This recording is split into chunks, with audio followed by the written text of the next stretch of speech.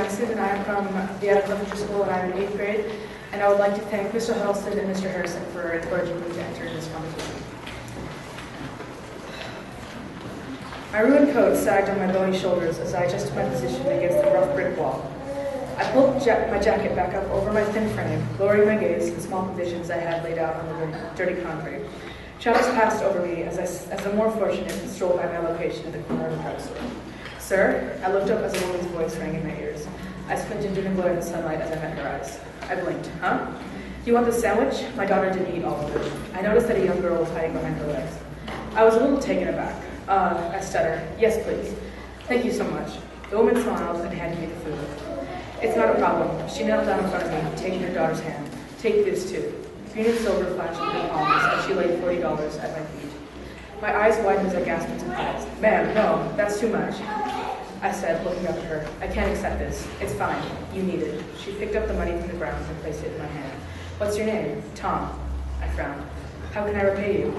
Paying it forward, the woman said as she rose from position. Her daughter. I leaned back against the wall, slightly confused, albeit thankful. When the sky had gotten considerably darker and the temperature had lowered, I returned to the alley that I shared with several other people like me. We all slept under an old blocked-off doorway, huddling together in our sleeping bags. We shared whatever food or provisions we had brought home. Hi, Tom. One of the younger boys, about 16, Daryl, greeted me as I walked into camp. Got anything? I nodded at him. Some woman and her daughter gave me a sandwich, french fries, and $40, I told her. Still unsure of why they did it, but I'm glad. They were nice people. Damn. Wow. Daryl replied, I wish people were like that all the time. I greeted everyone else in camp. I settled around a makeshift fire.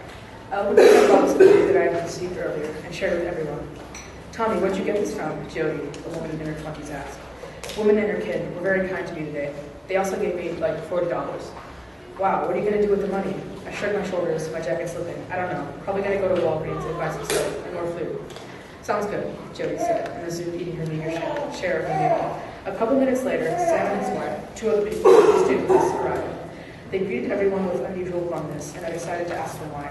Kim hasn't been feeling that well. Says her baby's been causing her pain, Sam answered me. I hope she feels better. Is there anything we can do to help? I inquired, handing Sam and Kim some money.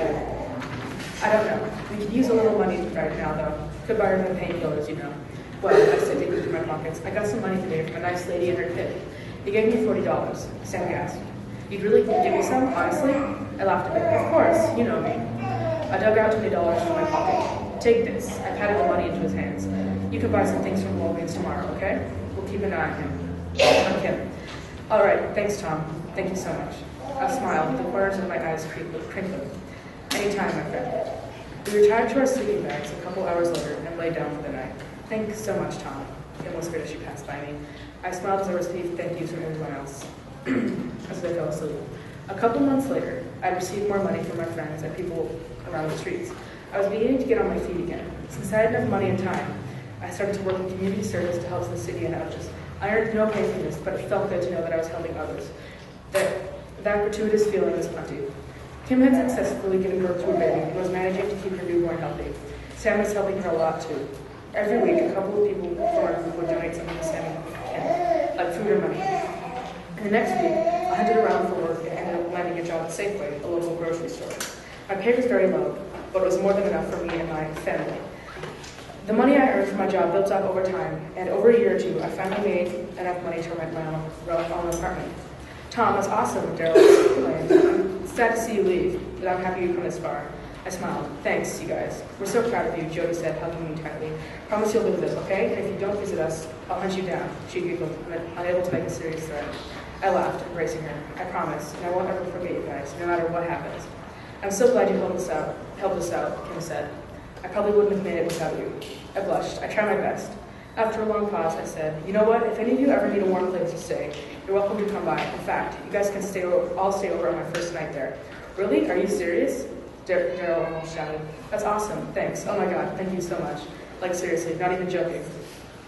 I smiled once again, my cheeks now growing sore. Yes, I'm serious, of course. On the first night of my new apartment, I thought, as everyone else fell asleep around me,